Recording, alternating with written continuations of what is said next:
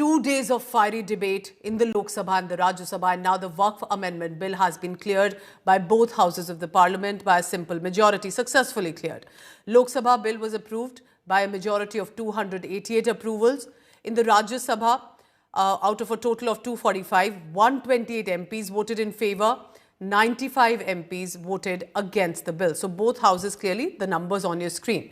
Prime Minister Modi has put out a statement. He's hailing the passage of the bill. He's also added that it's a watershed moment in government's quest for socio-economic justice, transparency and inclusive growth, and then said the bill will particularly help those from the Muslim community, especially the groups that have been on the margins and have been denied both a voice and an opportunity. Congress and other opposition parties still voicing their displeasure. They are still maintaining this is an infringement on the Muslim rights. JP Nadda, leader of House in the Rajya Sabha, meanwhile, has hit out at the opposition, saying there's fear-mongering and misinformation being spread by the opposition over Waqf Amendment. मुस्लिम समाज के अनेक लोग इस प्रकार के नियमों से बहुत प्रभावित हुए और बहुत प्रताड़ित हुए, जिसके अनेक उदाहरण बहुत लोगों ने बताए होंगे। मोहम्मडन एजुकेशन सोसाइटी कोल्हापुर का केस है, ईदगाह मैदान हुबली का केस है, जिस पर सुप्रीम कोर्ट ने साफ साफ उसको हुबली धारवाड़ म्युनिसिपल कॉर्पोरेशन को वापस कर दिया। अनीसा अयाशा वर्सेस तमिलनाडु वक्फ बोर्ड का केस है, तेलंगाना स्टेट वर्सेस मोहम्मद मुजफ्फर का केस है, हिमाचल प्रदेश वक्फ बोर्ड वर्सेस ख्वाजा खलीलुल्लाह का केस है, और सभापति महोदय ताजमहल पर भी दावा कर दिया गया। अब तो मैं पूछना चाहता हूं, और सुप्रीम कोर्ट ने अपने जजमेंट में कहा कि भाई शाहजहां के जमाने का लिखा फरमान लेके आइए, तब हम मानेंगे कि इस पे कोई दावा है या नहीं। आप सोचिए कि अगर ये वक्त का कानून इसी ढंग से चला होता तो क्या होता। अभी हमारे जॉन ब्रिटास जी और मनोज झा जी ने बहुत सारी बातें बोली थी। एक प्यास की बात बोली थी, उन्होंने उड़ीसा के ग्राहम स्टोन्स का जिक्र किया था, तो उसमें तो कांग्रेस की सरकार सीबीआई की इंक्वायरी नहीं कर पाई थी। मगर जब ताजमहल का उल्लेख आता है सभापति महोदय, तो एक प्यास मुझे याद आ जाती है। जब शाहजहां जेल में था और दूर से उस ताजमहल को देखता था और उसे सिर्फ एक सुराही पानी मिलता था, और उसने औरंगजेब से कहा एक सुराही पानी और भिजवा दो, तो जानते उसने मना कर दिया। तो दुखी होकर शाहजहां ने फारसी में लिखा, ए पिसर तू अजब मुसलमानी, जे पिदरे जिंदा आप तरसानी, आफरीन हिंदुआन सदबार, जे देहंद पिदरावा मुर्दा देवम आप। मतलब तू कैसा मुसलमान है जो जिंदा बाप को पानी के लिए तरसा रहा है, तुझसे तो आफरीन 100 बार उन हिंदुओं को है जो पितृपक्ष में मरे हुए बाप को भी पानी देते हैं। Now government has made a certain amendments, and now government has just categorically said, Home Minister Amit Shah ji,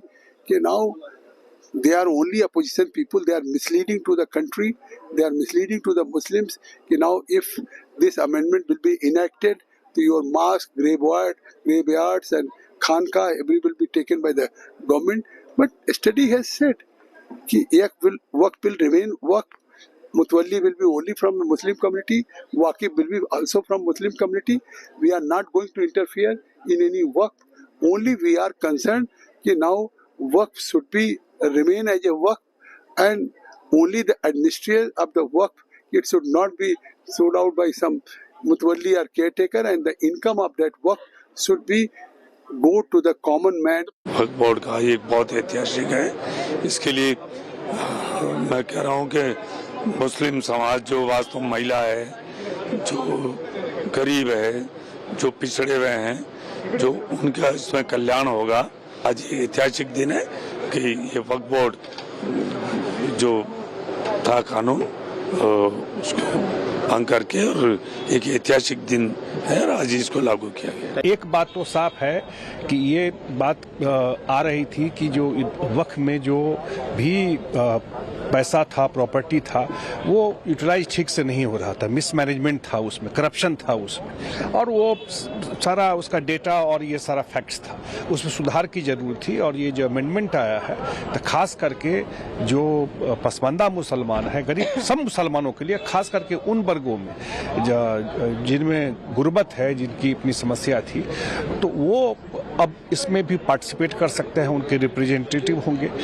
चलिए, बिल पास हुआ, ऐतिहासिक बिल है, और एक ऐसा बिल है जिसमें गरीब पिछड़े मुसलमानों को इसमें फ़ायदा होगा।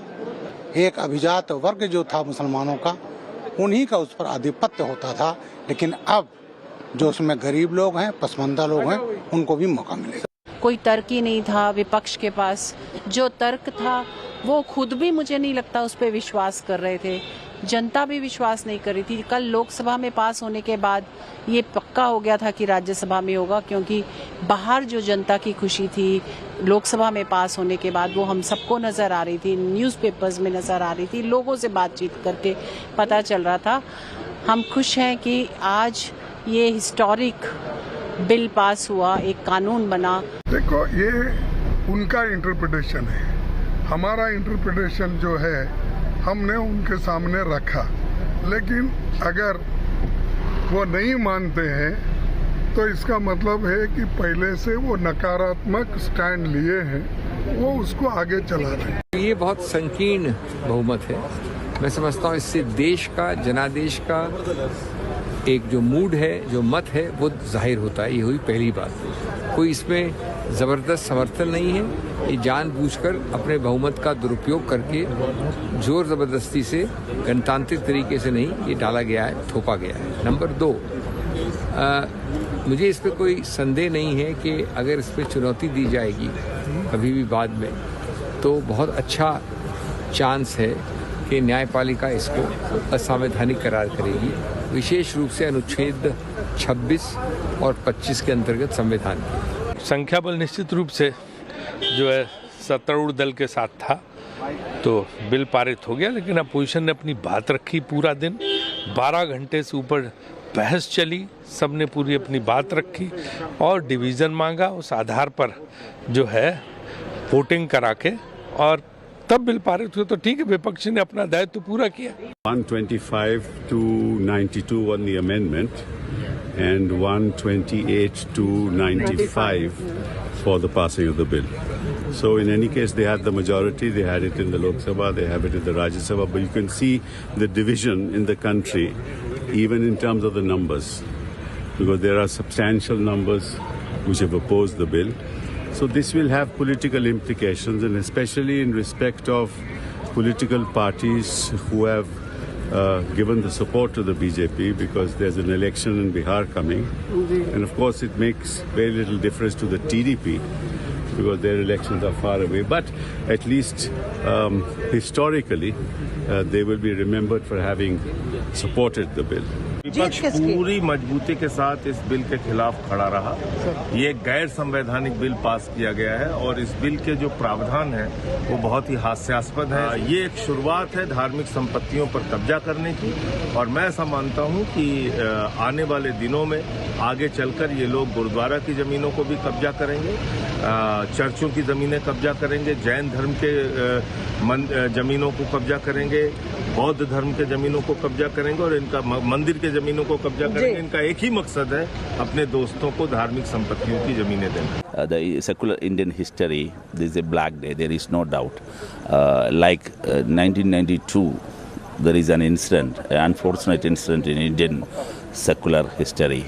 That as we know that is the Babri Masjid demolition day. It's unconstitutional. This is against the spirit of Indian secularism which provided by the Holy Constitution, Indian Constitution. It would be challenged before the court. So we can expect a good decision from their side.